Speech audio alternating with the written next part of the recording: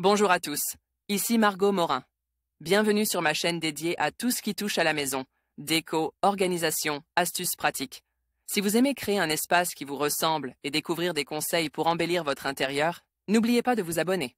Aujourd'hui, on va explorer ensemble un nouveau sujet pour transformer votre chez vous. Prêt? C'est parti! Bonjour à tous.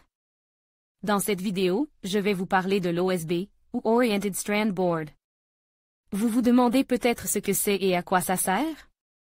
Je vais vous expliquer les caractéristiques de ce matériau, ses avantages, ainsi que ses différentes utilisations dans le bâtiment et l'ameublement. Restez avec moi pour découvrir tout ce qu'il faut savoir sur l'OSB et pourquoi il est devenu si populaire dans le monde de la construction. C'est parti!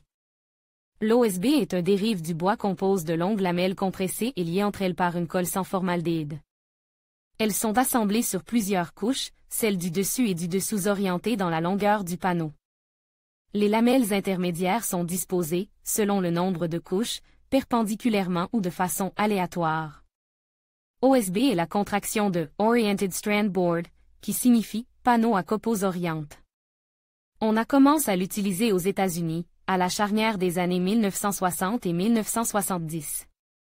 C'est aujourd'hui un matériau très apprécié dans la construction bois et l'architecture intérieure pour son excellente tenue et ses qualités décoratives. Les lamelles sont découpées dans des rondins, puis séchées avant d'être assemblées.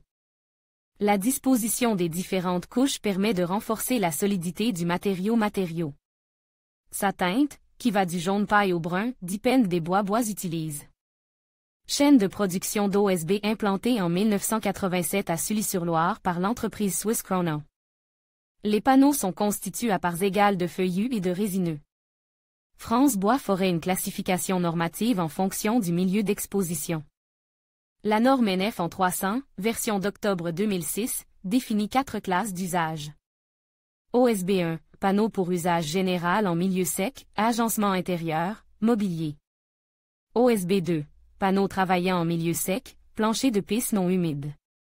OSB 3, panneau travaillant en milieu humide, charpente composite, contreventement de construction bois, plancher technique.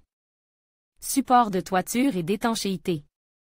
OSB 4, panneau travaillant sous contrainte élevée en milieu humide et idem que précédemment en offrant une plus grande résistance. Résistance mécanique et à l'humidité. Différentes utilisations de l'OSB dans la construction bois. FB Charpente. Les panneaux d'OSB sont disponibles en format courant de H. 250x 125 et 500x 125 ou 250 cm. Les épaisseurs standards varient de 6 à 28 mm. Les dalles de plancher sont usinées à rainures et languettes. Leur épaisseur se choisit en fonction de l'anthrax des solives et des charges à supporter, en DAN et M2. Champ lexical, panneau d'OSB OSB 1 ou 2 OSB 3 ou 4. En conclusion, l'OSB, ou panneau de particules orientées, est un matériau polyvalent et durable, largement utilisé dans la construction et l'aménagement intérieur. Grâce à sa résistance et à sa facilité de manipulation, il constitue une alternative intéressante aux panneaux de contreplaqué et autres matériaux. Que ce soit pour des projets de bricolage ou des constructions professionnelles, l'OSB offre des solutions adaptées à divers besoins. N'hésitez pas à explorer ses nombreuses applications pour tirer le meilleur parti de ce matériau innovant.